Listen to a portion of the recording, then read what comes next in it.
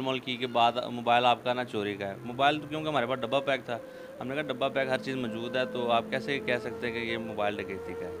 बहरहाल उन्होंने बात गोलमाल की जी, आप थाने आएँ, थाने आके बात होगी। जैसे ही हम थाने पहुँचे हैं, डब्बा भी लेके आए, कहते जी अस्सलाम डब्बा रख वालेकुम लें। नाजरीन, 67 न्यूज़ आईटी के साथ मैं हूं मोहम्मद सलमान बशीर।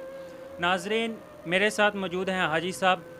इनके साथ एक वाक़या हुआ है कि जो आयशा केस जो कि इतना हाईलाइट हो चुका है, उस केस के ऊपर इन्हें गिरफ़्तार कर लिया गया। उन्हें गिरफ़्तार करने के बाद जब ये इनको गिरफ़्तार करने का इशू मीडिया के ऊपर हाईलाइट हुआ, तो फिर इनको रहा किया गया। और ये क्या वजह बनी है कि इनको अरेस्ट किया गया। अब की फैमिली और अहले इलाका से पूछा गया कि ये कौन थे, कैसे अरेस्ट किया गया, तो उनका कहना है कि इन्होंने 2 हज किए हुए हैं, ये अपने घर पे मौजूद थे। सिर्फ इनको एक कॉल आई है, वो भी इनके दोस्त की, कि मैं मीनार पाकिस्तान मौजूद हूँ। उस कॉल को की बिना पर इनको हथकड़ियाँ पहनाकर अरेस्ट किया गया। क्या इन्होंने कोई कत्ल किया था या कोई दहशतगर्दी तंजीम बना रहे थे कि जिसकी वजह से इन्हें अरेस्ट किया गया? क्या वजह थी कि इनको इतनी बेदर्दी से लेके गए और उसके बाद इनको अरेस्ट करके लेके चले गए? कि एक आयशा अकराम का केस, वो तो एक अलग तरफ चला गया ना, कि उनके ऊपर ज्यादती हुई, उनके ऊपर इल्ज़ाम लगे गए, सारा कुछ हुआ, अब उसने केस वापस ले लिया। तो क्या इनकी इज्जत का ख्याल नहीं आया उन लोगों को? इनके ऊपर इस तरह का इल्ज़ाम लगाया गया कि आप उस लड़की को के साथ जो ज्यादती हुई है उनमें मुलव्वस थे। जानते हैं इनकी कहानी कि इनके साथ हुआ वाक़या कैसे हुआ है। अस्सलाम वालेकुम जी। वालेकुम सलाम। जी, सबसे पहले तो हमारे नाजरीन को ये बताएं कि ये आपके साथ वाक़या हुआ कैसे है? हमें कॉल आई कि भाई आप कहाँ पे हो? मैंने कहा घर पर हूँ। आपका जो मोबाइल है इसके ऊपर डकैती हुआ है, इसको आपसे मिलना चाहते हैं। मैंने कहा आ जाओ भाई, मैं घर में हूँ। जगह बता दिया, वो आ गया। मैं नमाज़ पढ़ने चला गया। नमाज़ पढ़ने से आया था, वो गाड़ी लेके खड़े थे। मैंने कहा भाई आप जाएँ, मैं खुद थाने आ जाता हूँ। इधर अगर मैं तुम्हारे साथ चला जाऊँ तो अफरा तफरी लगेगा। आप चले नहीं, कहता है आप हमारे साथ चलो। उन्होंने उधर रखा है, पहले तो मोबाइल केस में रखा है, फिर बाद में एक आमिर नाम का लड़का था, उसने कहा कि भाई क्या बात जो है ना गोल मटोर कर रहे हैं, इसको सीधी सीधी बात बताओ। फिर उन्होंने कहा कि भाई आप तो यादगार गए थे, वहाँ पे टिकटॉक बना रहे थे। मैंने कहा भाई मुझे टिकटॉक का पता भी नहीं है, मैं यादगार गया भी नहीं। बहुत ज़ोर लगाया, मैंने कहा भाई मैं नहीं गया। फिर उन्होंने कहा आपका मोबाइल गया होगा। मैंने कहा मेरा मोबाइल भी मेरे पास ही था।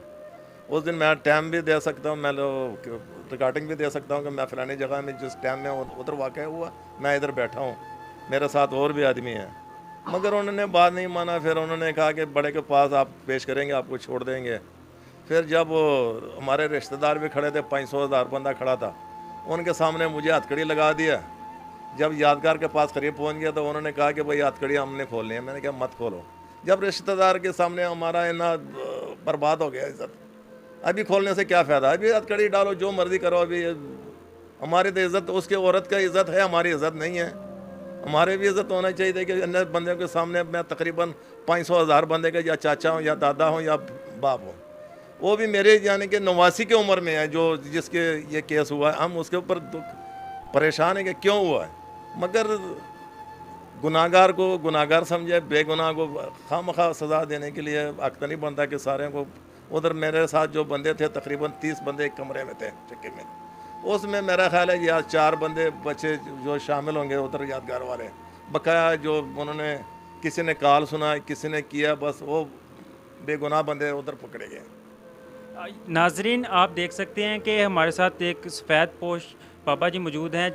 माशाल्लाह इनकी नूरानी इनका चेहरा है, और इनके ऊपर ये इल्ज़ाम लगाया गया कि ये वहाँ पे यादगार जाके टिकटॉक बना रहे हैं, जबकि इनके पास ना इनके एक मोबाइल में टिकटॉक मौजूद है, ना इनके पास ऐसा कोई अकाउंट है कि जिस पे ये टिकटॉक बनाते हो, ना कोई ऐसी इनकी वीडियो आज तक आई है कि जो टिकटॉक के ज़रिए बनी हुई हो। तो इनके बेटे से जानते हैं कि जब उन्हें इस बात का इल्म हुआ तो वो किधर थे और वो क्या कर रहे थे। अस्सलाम वालेकुम जी। वालेकुम अस्सलाम। आपको जो ये कैसे पता चला कि आपके वाले साहब कुछ ले गए हैं जी? इन वालिद साहब का कॉल आई कि कुछ मुहाफ़िज़ आए हैं, पुलिस आई हुई है, तो थाने तक जाना है। कि वो जैसे वालिद साहब ने बताया कि मोबाइल के मामले में पहले गोलमाल की के बाद मोबाइल आपका ना चोरी का है। मोबाइल तो क्योंकि हमारे पास डब्बा पैक था, हमने कहा डब्बा पैक हर चीज़ मौजूद है, तो आप कैसे कह सकते हैं कि ये मोबाइल डकैती का है। बहरहाल उन्होंने बात गोलमाल की जी, आप थाने आएँ, थाने आके बात होगी। जैसे ही हम थाने पहुँचे हैं, डब्बा भी लेके आए, कहते जी डब्बा रख लें, डब्बे वाली बात नहीं है, ये मसला कुछ और है। हम उनसे पूछते हैं कौन सा मसला है, आप जो मसला है खुल के बताएं। तो जब उन्होंने बताया जी ये आयशा नामी लड़की के साथ ज़्यादती हुई है और उस केस में इनको ना इन्वॉल्व कर रहे हैं, तो मैं तो बड़ा सुन के हैरान कि मैं कहा सर आपको लगता है कि ये उधर गए थे 14 अगस्त वाले दिन और उनके साथ उन्होंने ज़्यादती की है। खालद राया साहब को मैंने बड़ा तफसीलन सारी डिटेल भी दी उनको, कि भाई ये सीसीटीवी फुटेज है, ये इनकी कॉल्स हैं। फिर मैंने जब लिस्ट चेक की उसमें एक इनके दोस्त का नाम था गुल खान। तो गुल खान की मैंने कॉल भी दिखाई कि 6:39 पे कॉल आई है वालिद साहब को, वही कॉल की वजह से ये जियो फेंसिंग कहते हैं जो भी इसको कहते हैं, इसकी वजह से इनका नंबर ट्रेस हुआ है। सारा कुछ बताने के बावजूद भी उन्होंने कहा जी आपको सिर्फ एसपी के पास पेश करते हैं, उसके बाद आपको छोड़ देंगे। तो करते कराते जब उन्होंने एसपी के पास पेश करने के लिए लेके जाने लगे तो ऐसे लेके के जैसे इन्होंने कोई कत्ल किया हो, इन्होंने हथकड़ियाँ डाली हमारे सामने। वो टाइम हमारे ऊपर एक पहाड़ गिराने वाले टाइम था जब उन्होंने हथकड़ियाँ डाली है। उसके बाद गाड़ी उन्होंने ऐसे भगाई है जैसे कोई कातिल को लेके जा रहे हो, और फुल यानी कि छुपाने की कोशिश कर रहे किसी तरह ना हम इनसे छुपा लें। कोतवाली थाने ले जाके उन्होंने अंदर दे के तो बाहर आ गए। हमने कहा सर आप तो कह रहे थे एसपी के पास पेश करके वापस दे देंगे आपको। वो कहते ये हमारा काम नहीं है, अब ये जाने तो और बड़े अहदेदार जाने। हम सुबह सब 4 बजे तक सर वहाँ बैठे रहें कि किसी तरह कोई आला अहदेदारान से हमारी मुलाकात और उनको बताएं कि सर एक 71 साल का बुजुर्ग है जिसको इस केस में इन्वॉल्व किया हुआ है, तो किसी तरह हम बाहर आ जाएं वापस। पर सुबह 4 बजे तक कोई सुनवाई नहीं हुई। उसके बाद वापस आ गए।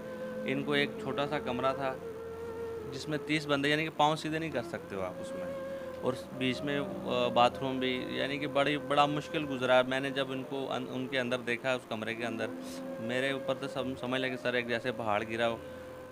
बहुत मुश्किल वक्त था सर हमारे ऊपर। उस्मान बुज़ार साहब की बहुत मेहरबानी, सीएम साहब ने इस केस को जैसे ही आपके मीडिया थ्रू उन तक बात पहुंची है तो उन्होंने इसका एक्शन लिया और फौरी इनको रिहा करने का हुक्म दिया था। 4 बजे नोटिफिकेशन जारी कर दिया था उन्होंने, पर फिर भी इनकी ना पुलिस वालों की हट दर्मी समझ लें या कुछ भी समझ लें, 11:30 बजे जाके उनको उन्होंने रिहा किया।